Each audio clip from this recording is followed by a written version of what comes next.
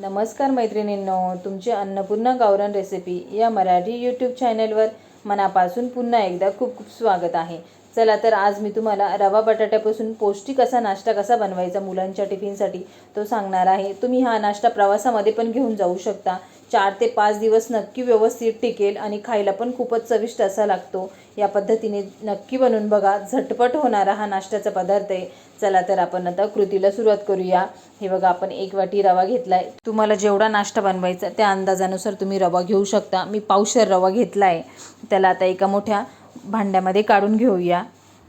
त्याच्यामध्ये आता आपण गरजेनुसार पाणी टाकूया। अर्धा ग्लास इतकं पाणी घेतलंय मी, आपलं रेग्युलर थंड पाणी घेतलंय।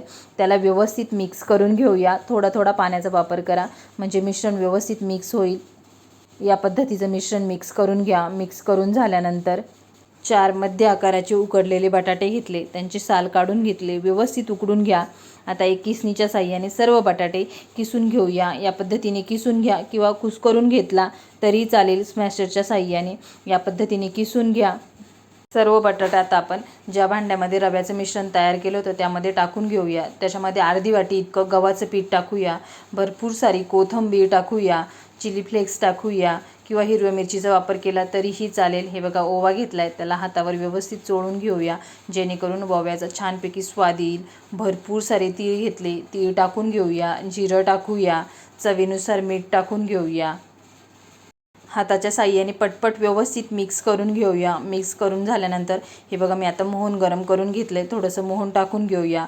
मोहन टाकल्यानंतर पुन्हा एकदा व्यवस्थित मिक्स करून घेऊया। या पद्धतीने मिक्स करून घ्या। हे बघा, आपलं मिश्रण तयार झाले। एकीकडे तेल गरम होण्यासाठी ठेवले, तेलाला व्यवस्थित गरम होऊ द्या। गरम झाल्यानंतर हे बघा, मिश्रणाचा छोटासा गोळा घ्या, त्याला व्यवस्थित हातावर मळून घ्या। आता एक पोळपट घेतलाय, पोळपटवर एक प्लास्टिकची पिशवी ठेवली, त्याला सगळीकडे व्यवस्थित तेल लावून घेऊया। हाताच्या साहाय्याने व्यवस्थित या पद्धतीने थापून घ्यायचा हा पराठा आपल्याला। या पद्धतीने थापून घ्या, एकदम पातळ पण थापू नका आणि एकदम जाड पण नाही, मीडियम असा थापून घ्या। थापून झाल्यानंतर आता त्याला प्लॅस्टिकच्या पिशवीवरतून काढून घेऊया आणि जे बी आपण गरम तेल करून घेतलंय त्याच्यामध्ये या पद्धतीने आता आपण तळण्यासाठी सोडून देऊया। एका बाजूने एकदम व्यवस्थित तळू द्या, नंतर झाऱ्या घालून त्याला उलट करून घ्या। या पद्धतीने दोन्ही पण बाजू व्यवस्थित तळून घ्या। हे बघा, आपला पराठा एकदम व्यवस्थित तळला आहे। याला पुरी म्हटलं तरीही चालेल। तेल व्यवस्थित निचरून घेऊया व त्याला काढून घेऊया। या पद्धतीने सर्व आता आपण रवा बटाटा पुरी बनवून घेऊया व व्यवस्थित सगळ्यात तळून घेऊया। तुम्ही हा नाश्त्याचा पदार्थ प्रवासामध्ये पण घेऊन जाऊ शकता। जास्त दिवस टिकणारा हा पदार्थ आहे।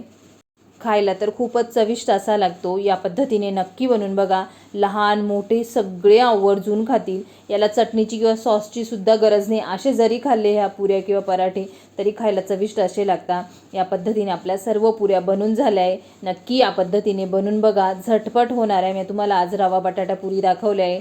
आवडल्यास लाईक, शेअर, सबस्क्राईब नक्की करा व या पद्धतीने जिभेला पाणी सुटणाऱ्या रवा बटाटा पुरी तर नक्की बनवून बघा। चला तर भेटूया अशाच एका नवीन पुढच्या रेसिपीसोबत।